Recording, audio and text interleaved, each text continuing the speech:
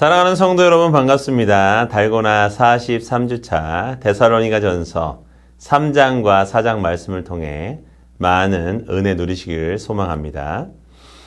오늘 말씀은 신생교회인 데살로니가 교회를 향한 바울의 사도적 기쁨과 사랑에 대하여 보도하고 있는 2장 1절에서부터 3장 13절까지 이어지는 1년 기사의 연속 부분입니다.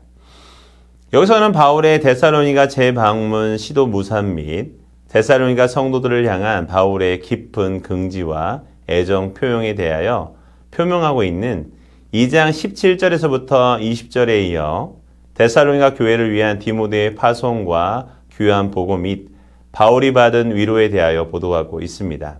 이미 앞에서 밝힌 바 있거니와 바울은 데살로니가를 급히 떠나온 이후로 거듭해서 데살로니가를 다시 방문하고자 시도하였습니다. 그러나 그때마다 사단의 방해로 바울의 데살로니가 재방문 계획은 무산되고 말았습니다. 그래서 바울은 아덴에 머물 당시 자신을 대신하여 데살로니가 성도들의 믿음을 굳게 하고 위로하여 환난 중에도 흔들리지 않게 함으로써 자신의 복음 사역이 무의로 돌아가는 일이 없도록 하기 위해 디모데를 데살로니가로 파송하게 됩니다. 한편 데살로니가 사역을 마치고 바울에게로 돌아온 디모데의 보고는 매우 고무적이었던 것이었습니다. 즉 디모데는 데살로니가 성도들이 믿음과 사랑을 지키고 있다라는 것과 또한 바울 일행을 다시 만나기로 간절히 바란다는 소식을 가지고 온 것입니다.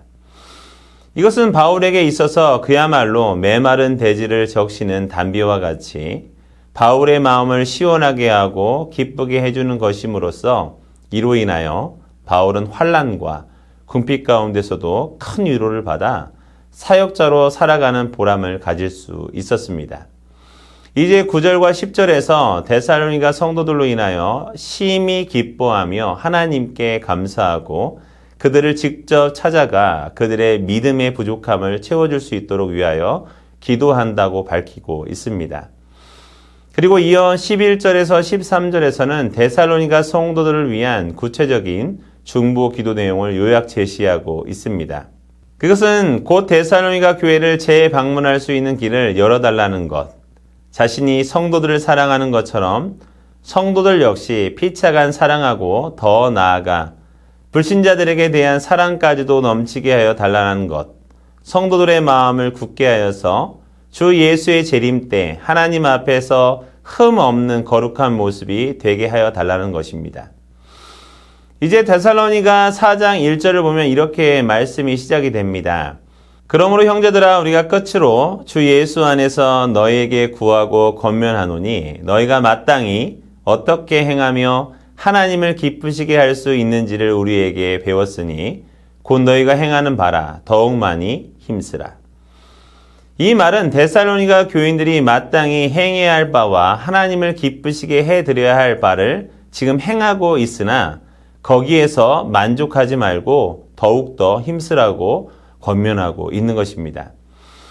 여기서 얻을 수 있는 교훈은 성도의 신앙을 실천함에 있어서 종국이나 제한을 두어서는 안 된다는 것입니다. 이제 3에서 6절에서 바울은 성도들의 거룩한 신앙생활에 가장 방해가 되는 것을 음란이라고 말하고 있습니다. 그것은 곧 모든 형태의 불법적인 각종 성적 방종들로서 간통, 혼외정사, 동성애 등과 같은 것들을 말하고 있는 것입니다.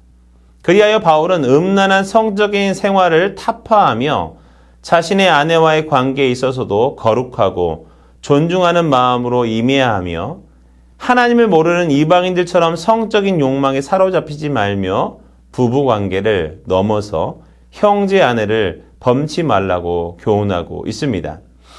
마지막으로 그리스도의 재림 및 재림을 고대하는 성도들의 바른 삶에 대한 교훈을 보도하고 있는 4장 1절에서부터 5장 24절까지 이어지는 1년 기사의 연속 부분입니다.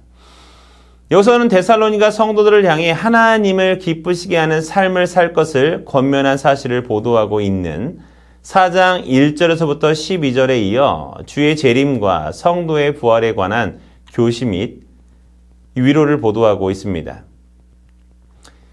당시 데살로니가 성도들은 주의 재림에 대한 강한 소망을 가지고 있었습니다. 그리고 그러한 재림 신앙은 성도들로 하여금 환난 가운데서도 믿음을 굳게 지키게 하는 큰 힘이 되었습니다. 그런데 문제는 데살로니가 성도들이 잘못된 종말관을 지니고 있었다라는 것입니다.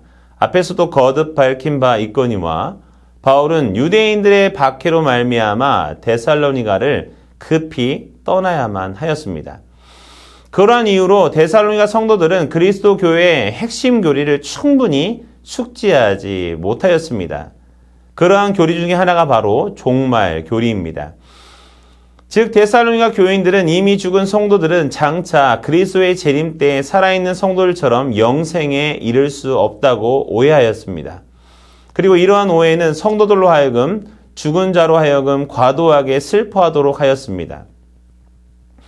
이에 바울은 본문을 통해 그리스도의 재림 때 이미 죽은 성도들의 부활이 있다라는 것과 부활의 순서에 있어서도 죽은 자가 살아있는 자보다 앞설 것임을 밝혀 죽은 성도들로 인하여 과도하게 근심할 필요가 없음을 교훈하면서 아울러 이 교훈으로서 성도들 피차 간에 위로할 것을 권면하고 있는 것입니다. 성도 여러분, 우리에게는 영광스러운 부활의 소망이 있습니다.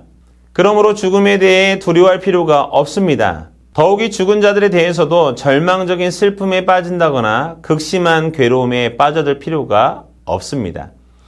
왜냐하면 죽음으로 인해 세상 모든 것과 영원한 이별의 세계로 빠져든다고 믿는 불신자들의 생각과는 달리 그리스도인들에게 있어서 죽음은 단지 잠시 동안 이별을 의미할 뿐이기 때문입니다.